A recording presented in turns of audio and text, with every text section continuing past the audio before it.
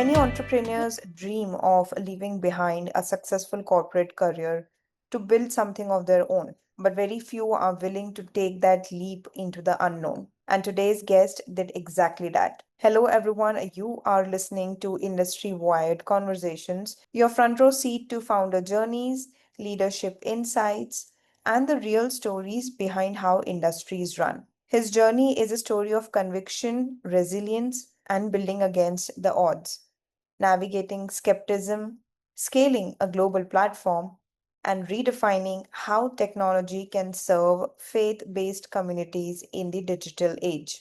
Joining us today is Shahzad Younas, founder and CEO of Muzz. And Shahzad, it's a pleasure to have you with us. How are you doing? I'm doing very well, thank you. Thank you for having me. Likewise, and I think we are really excited to dive into the remarkable story behind Muzz and your entrepreneurial journey. So let's get started, Shahzad. And of course, we would first like to know more about Muzz, its specialization, a very interesting name, I must say. And also, if you could, brief us your journey till date and what made you walk away from investment banking and take that leap into entrepreneurship.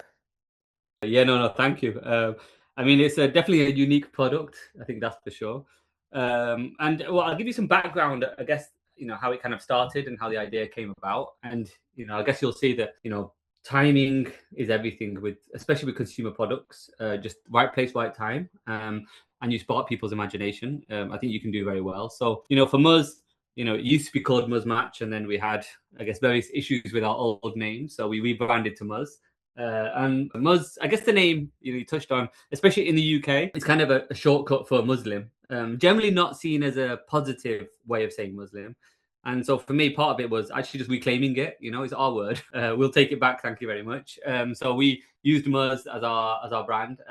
It's short, 4 letters, and it just kind of sums it up. And for us, I guess the app and I guess the premise started way back in 2011. So yeah, I'm a computer scientist by background, but I was actually doing finance in investment banking for about 9 years. And I remember at the time, I had so many friends who were single and looking. And this is, investment banking. This is, in inverted commas, the cream of the crop. Very educated people, professional, doing well, but still struggling to find a partner. And at the time, I remember looking what was out there. And, there were horrible websites that nobody liked. Very old school, asking you things like, "What's your body weight and shape?" And I was like, "Oh my god, this is so old fashioned." And I started what was Muzz Match and a website back in the day, and this is like 2011. So it started mainly because I thought even I could do better than that, and it was just a bit of a side project. I must admit, didn't take it too seriously. It was just there ticking away, had a few thousand members, but nothing big. Fast forward to about 2012, 2013, and this is when the app stores were starting to take off, smartphones were taking off, and I remember the guys at work. I think they were on Tinder talking to someone, and there's 5 traders around a phone talking to someone, and I remember I was saying like, "What are you guys doing?" And they showed me the app, and I think it was Tinder at the time, and it just blew my mind that there was an app that let you talk to someone else, like talk to a stranger. And for me, the penny dropped, and I thought, oh my god, Muzz needs to be an app, not a website. Being a website is so old-fashioned. You want to send a message, you turn your laptop on, you go and send a message, and then you wait the next day for a reply. Whereas messaging someone, which is for me the heart of any platform that brings people together, it's a very personal experience. And being on a smartphone, it just made total sense. And once that idea was in my head, I couldn't get it out. So 2014, I decided to quit my job at Morgan Stanley. So I was at the investment bank. I was up for promotion. I was doing very well, thankfully. I'd been there 9 years, but I had just lost interest, I must admit, and had the idea for doing this full time as an app. Quit my job, sat at home, and figured out, all right, how do you build apps? And I taught myself, iOS engineering, Android engineering, the back end, the whole thing, and launched and built it in about 6 months. And Muzz, thankfully, has been the only app I've ever built, but thankfully it's successful. So yeah, kind of a good track record so far. Great, thank you for your for sharing your journey, Shazad, and we are really glad to hear, what drives someone to step away from a well-established career path and build something of their own from the ground up. And I think entrepreneurship often begins with a moment of conviction, a decision to solve a problem that others may not even recognize yet. And what stands out in your story is not just the courage to take that leap, but also the clarity of purpose behind it. Yeah, no, exactly that. And, I was, very lucky. I was in a very well-paid job and, Hmm. had saved up. So for me, when I consciously thought about quitting, two things, kind of went through my mind. Number one was, you know, worst case, I could always get a job at a supermarket, like I didn't have an expensive lifestyle. And I thought with my savings, if I needed some money, I can always do that and focus on whatever business I try and build at the same time. Or I can always go back into finance, and it might mean it's a step back because I've stepped out of my career, but so be it, if that makes sense. So for Right. me, that was always my mindset. I saved up, whilst I was a mortgage student, I saved up to quit. I didn't want to have lots of debt. I wanted to be kind of free from all that so I could start taking risks. And I remember when I did launch Muzz, it was 2 years. I went from my banking salary for 2 whole years. I had no money coming in at all. And in those early days, I was using my own personal savings to kind of finance the company and keep it going. And I remember my first employee, I was paying them, out of my own pocket at the time. So yeah, it's definitely, I had somewhat of a risk. And before we raised money, I had about 6 months of my savings left. But for me, thankfully, I believed in the vision. It was growing. I wouldn't say it was growing amazingly at that time. It was kind of a steady start, but I was convinced that there was something there. And the big driver for me equally was I thought, well, if I don't do this, somebody else will build this app and launch it, and I'll always kick myself and regret that I didn't do it and I wasn't brave enough. So for me, it was, I remember reading, I think Jeff Bezos has his regret minimization framework, and similar story. He was at D Shaw, which was basically a financial institution, and he thought, well, either I start this Amazon thing, or I stay in my job, and if I stay in my job, most likely I'll regret, missing out on this thing called the internet. And, for him, he decided the risk wasn't worth it, and or the risk was worth it, sorry, and he decided to quit and effectively start Amazon. Right, Shahzad. And I think it's really important, to have that vision and stick to that vision. Eventually, things tend to work out and they work in your favor, ultimately. But in the case of matchmaking, Shahzad, the challenge wasn't simply about connecting people online. It was about understanding the unique cultural, religious, and community considerations that shape how millions of Muslims around the world approach finding a life partner. And again, unlike many digital platforms that typically focus on convenience or entertainment, Muzz operates at the intersection of culture, personal identity, and one of the most important decisions people make in their lives. And when you are helping individuals find life partners, trust becomes the foundation of everything. So, how difficult was it to build trust in a category that involves culture, identity, relationships, and overall community expectations?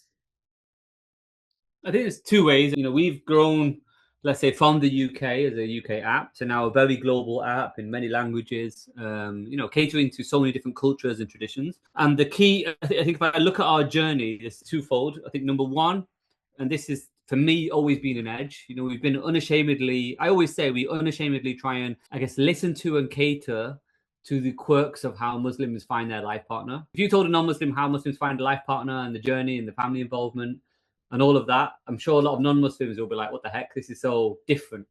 Whereas for us, we lean into that. We acknowledge for a lot of Muslims, the existing mainstream platforms out there, aren't catering to them, right? It's not solving their problem in the way that they need it. So for us, it's always been listen to our customers, listen to the quirks of how they like to use these platforms and what they need, and really build for that. So a few small examples, for example, having a chaperone in the app. I remember, in 2011, I had this idea of how I could build that, this concept of a wali or a chaperone. And I came up with that and launched it in the product. And, we have a small minority of users who use it because for them, it's important, to have that functionality. And they've told us if it wasn't for this, I wouldn't use your app. So for me, that's just one small example of how we try and cater to our audience, the Muslim audience, who are, remember, very religious to not very religious. But I guess the one thing that connects them all is they've decided, yep, I need to download this platform because it means a lot to me to find and hopefully marry a Muslim partner, right? Or someone who identifies as a Muslim. And that's ultimately how we try and cater to that. And, just as you mentioned, globally, there's so many differences in cultures. In India, in Pakistan, in the Middle East, in France, for example, Muslims are so different in how they like to use the app, etc. So some of the key, I guess, customizations that we've already done and are continuing to do is the kind of questions that we ask you when we build in your profile and the kind of things that we show on the profile in different countries. So, there's a lot of, we've gone on this journey of customization, and, especially this year and next year, I suspect we'll have even more levels of customization per country or per region. It's pretty insightful, Shahzad, and building trust, I think, is challenging in any business. But when you're operating in a space as deeply personal as relationships and marriage, I think it becomes an entirely a different responsibility. And I think earning that confidence doesn't happen overnight. It has to be built consistently through transparency, authenticity, and positive user experiences. And it's fascinating to see how businesses in this category are, balancing technology with human touch and ensuring that innovation strengthens trust rather than replacing it. I mean, for us, trust is everything. Remember, our users, it's a very sensitive and personal journey of trying to find someone to marry, never mind being on a platform and, being on a public platform as such. One thing that equally we've leaned on is, well, how do we give people privacy? Especially for some women, having their photos out there so openly, is a big deal, and it's a big jump, and some of them are not comfortable. So for us, like I said, catering to that and trying to build a product that works well for women and for men, that's always a challenge. True, Shahzad. And with that being said, I think every successful startup has a defining moment, a point where an idea transitions from being an experiment to becoming a serious business opportunity. In the early stages, founders are often balancing uncertainty, limited resources, and the challenge of validating whether their solution truly addresses a real market need. But what makes these moments particularly interesting is that they aren't always tied to funding rounds or major milestones. Sometimes it's an unexpected surge in user adoption, a powerful customer story, or a realization that the problem you're solving is far larger than you initially imagined. So, at what point did you realize Muzz had the potential to become something much bigger than just a side project? Good question. It's kind of strange because I always tell even our growth team at Muzz that there's no silver bullet. We've had some amazing press. We've had a lot of amazing coverage. We've been even comedians in their comedy sketches have mentioned Muzz, and clips have gone viral, super viral, and all of those things help. But I don't think I could point to one thing that suddenly got this thing going. I look at all of our data, our users, our active users, our revenue, etc. We've just progressively been building on the platform. I can't, I don't see any massive spikes that actually persist. So, and I always say to my team, look, there's no shortcuts to this. Sometimes, I was actually just watching a video before on an AI startup that I think their revenues grew 100x in 1 year, which is kind of crazy. And a lot of founders might look to that and think that their own growth is, pretty lame. And the thing I always try and remind myself is, look, they really are the exception. There are a lot of companies who do very well, just compounding growth over a period of time. And for us, that's how I look at it. We've just grown every year. We just focus on the product as much as possible. We just keep on building, keep on listening to our customers, trying to build features that we think would resonate with them and help solve the problem. And that gets us to where we get to. I look at, like I said, all the marketing we've done, all the amazing things we've done, and I can't point to one thing that suddenly got this thing going. Definitely for me, I think in the early days when I had doubts about, is the app worthwhile? Is it even, could it be a big deal, etc. I think it was only when I started hearing the first stories of people who reached out saying, hey, I met my partner on your app and we got married. That cemented for me that actually this thing really does solve people's problems, and it's real, right? It's not just an app, it's actually changing people's lives, and that's quite major when you see the real world impact. And seeing that for me was definitely I guess a trigger for me to just carry on doing what I'm doing, to stick with it because it's worthwhile. And for me, as I look at this space, as I always say, as time goes on, it just becomes better for us, in terms of the space we're in, because I think as time goes on, more and more Muslims will feel comfortable finding their partner online. Why? For a bunch of reasons. I think more and more Muslims, you have this growing middle class, to a degree middle class in the Muslim world, number one. The attitudes towards people finding partners online is only increasing and getting better, particularly post-COVID, remember. That really did move things along. People's, I guess, willingness to pay for things online is only getting better. The internet is getting better. Smartphones are getting better in these countries. So all these things, they all just add up and really help, our cause. And I always say to the team, look, however big we are, we're still tiny in what I believe is a massive market. And thankfully, we're the leader, So we've got a lot of work to do. I always say, like I said, there's no shortcuts. There'll be a lot of people who, I guess, want to move in on this space, etc. And I'm always like, great. We look at competitors who turn up. The thing that I think we see, and it's very common in the, in inverted commas, dating space, is a lot of people enter, but it's one sector of the app economy where a lot of apps enter, but equally a lot of apps die, because they struggle to build that critical mass. And, for us, thankfully, we're way past that. We have tangible users who are serious. We built that kind of community, if you will, of serious, like-minded people looking for a partner.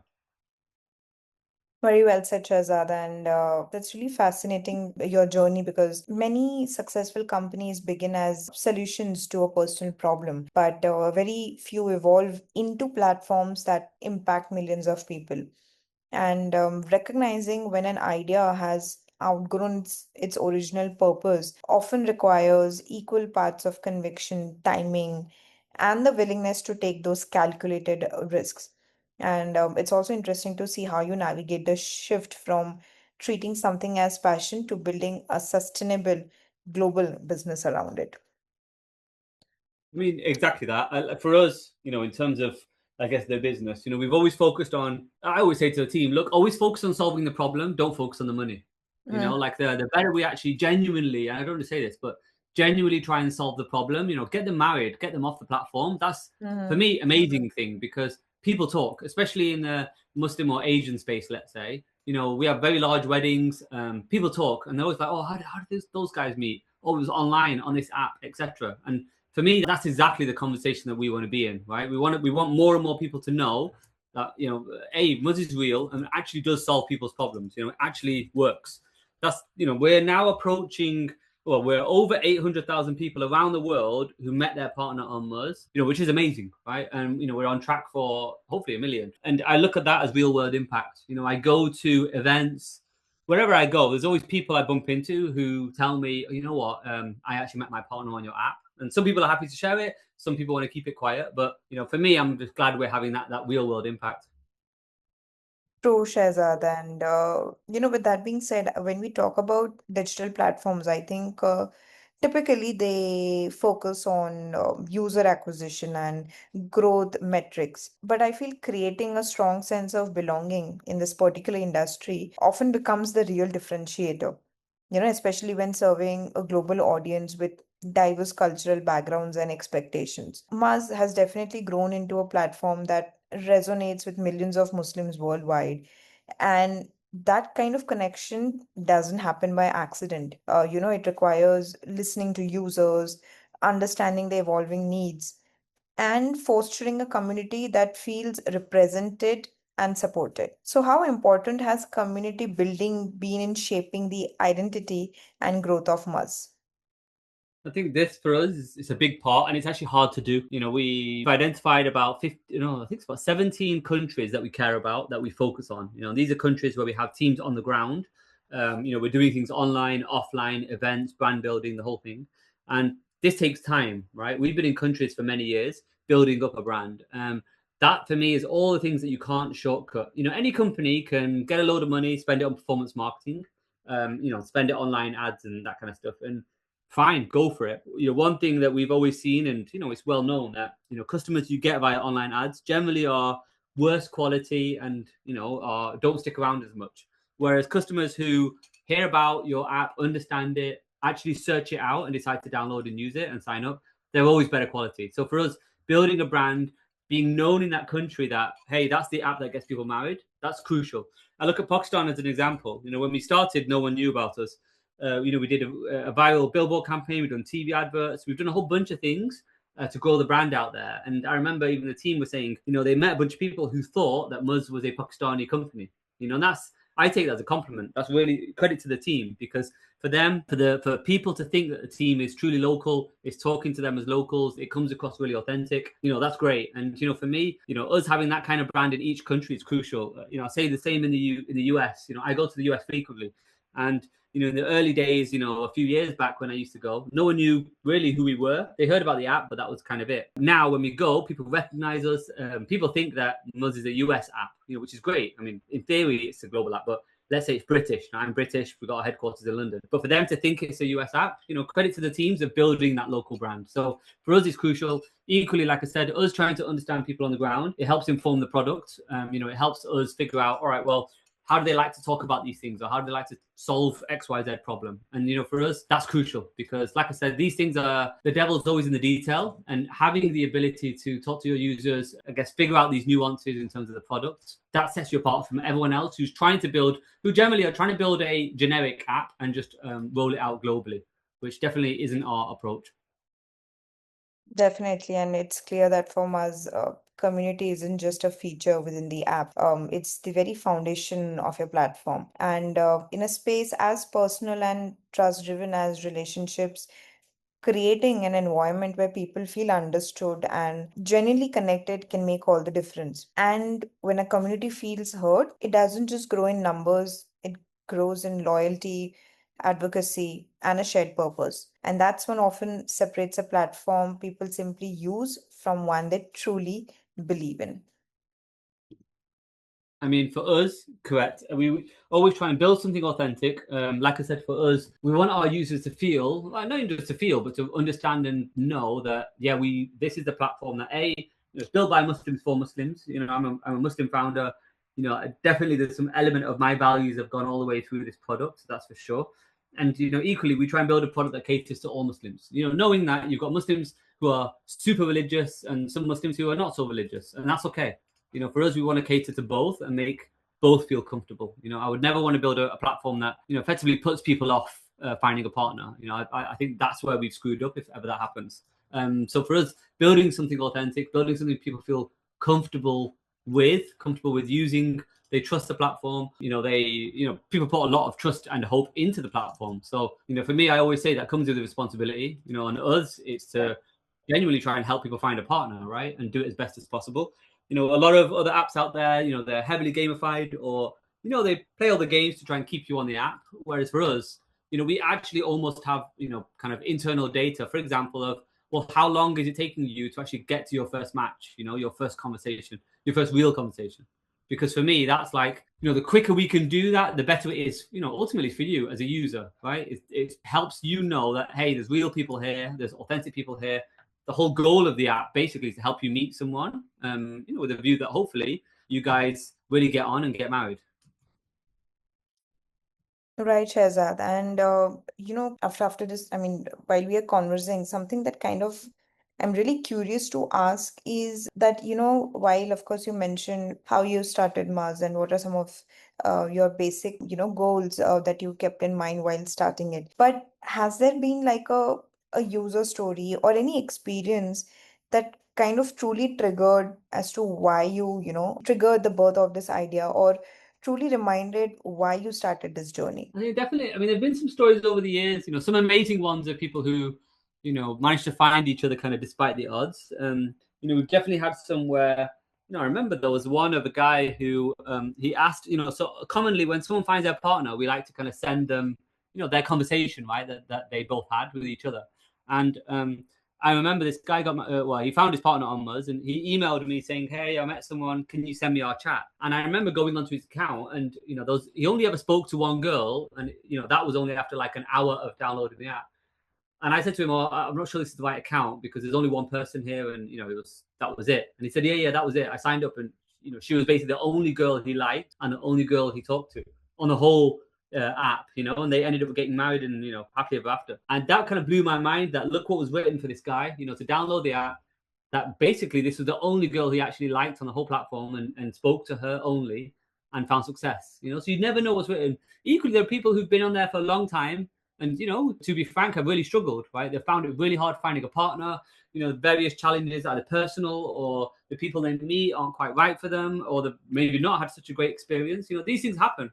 And one realization for me in this space was, early on is, whenever you bring two people together, it can be very messy, right? People are messy. Humans are messy. And you've got relationships, you've got, families involved, you've got the whole concept and pressure of a marriage as well. that's a lot for some people to deal with, especially early on. When they're young and they're in inverted commas under pressure to find someone to get married. So yeah, for us, it's I guess it's always a challenge. You're dealing with people in different stages of their life and expectations. The goal for us is, well, how do we make something that just as much as possible just works well for everybody? And it's harder than it seems. Well, I agree with you, Shahzad, and thank you for sharing that story because I think it's moments like these that remind us that behind every company or any vision statement, I think there are real people whose lives are being impacted. And Yes. it's really easy to focus on your growth metrics and funding, but stories like the one you shared bring us back to the human purpose behind the work. And I think sometimes, these experiences are defining moments, but kind of, some founders and leaders kind of tend to, overlook them and forget in creating that tangible value. And thank you for sharing that. And I think our audience will really connect with that perspective because it highlights the emotional side of entrepreneurship that, Yeah, it and was it's lack of. twofold, right? Yeah. Remember, in this space, it's twofold because you have the good experiences, but then you have the bad experiences, right? And I'm always very open and transparent in talking about, the not so great side. Sometimes people meet someone who are inappropriate, or maybe sometimes, they meet someone who's just out there to scam them, and these things do happen, And the bit that always kind of breaks my heart, I remember early on, there was a lady, I think she was in Indonesia, and she basically had given someone $20,000 and got herself in debt that she met on the app. And yes, these things scare me. They make me very sad. And it's stuff that, for us, I always say, like, a lot of companies would just go, "Yeah, what are you going to do? Not my problem." For us, it bothers me on a personal level a lot. And for us, we have a big, we have a 30-strong team, all female team, who all day long are looking at the platform, removing bad actors. We take this kind of stuff really seriously. We've done tons behind the scenes on the security side as well. But I always say it's a never-ending challenge. There are bad people out there. The big thing for us is, well, how do we use technology to try and spot, detect, and remove these people? How do we make sure that our customers can report things really easily and for us to take action? And I would genuinely put my hand on heart and say I think we do more than most other apps out there in this space. In terms of transparency to users, taking action. I think I quoted in a press article that we've blocked and removed about 1 million accounts, which is blows my mind. A million people we've had to remove off Muzz, and that just shows you, this is over 12 odd years, right? But it just shows you, yeah, the more well-known you become, of course, you get a lot of good people, but then you do get some bad people, and it's our job to try and make sure that the community stays safe. So, like this side of things, which I always say is the less glamorous side, the side that people don't talk about. I think people should, and we kind of confront it head on.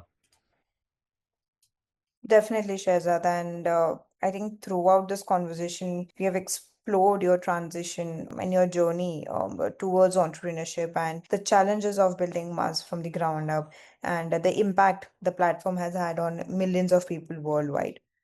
One last question for you would be when you look back at this journey, what does success truly mean to you today? Good question. I mean, look, I'm a Muslim. I'm a practicing Muslim. The faith aspect of what I do is important. I was in banking, and I think back to why I wanted to leave banking. And don't get me wrong, the money was great, but that was kind of it. That the money's really good because everything else isn't so good. I didn't feel good about myself. I didn't like what I was doing. I didn't feel I was leaving any sort of positive legacy on the world. The short answer, I felt I was just making rich people richer. I didn't feel my efforts were valued, etc., etc. And I remember when I started Muzz, and thankfully now Muzz is successful. Number one, it doesn't feel like a job. Like, it genuinely doesn't. It just feels like a never-ending problem to try and solve, and I enjoy it. I still enjoy it now. I've been doing it 12 years, and I'm still probably buzzing with more ideas than I ever have been in this whole space. So I guess that's number one. Number two, I love tech. I love business. And I'm a practicing Muslim, and this kind of ticks a lot of boxes, on all those three things. And the best thing for me is, thankfully, this leaves a positive legacy on the world. I've had family members, I've had so many friends actually meet their partner and get married on Muzz. Real lives changed as a result, and for me, that's such a blessing to even be remotely part of that. So, when I look at the legacy of all of this, hopefully, our intentions are valued in terms of us trying to do this well and do it for the right reasons. And, hopefully our success mirrors that.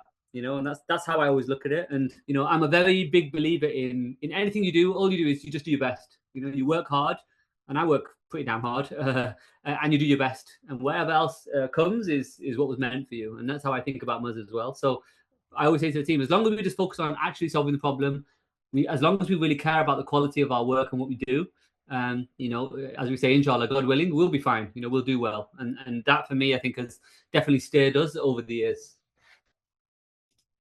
Very true, Shehzad, and I think it has been a truly inspiring conversation.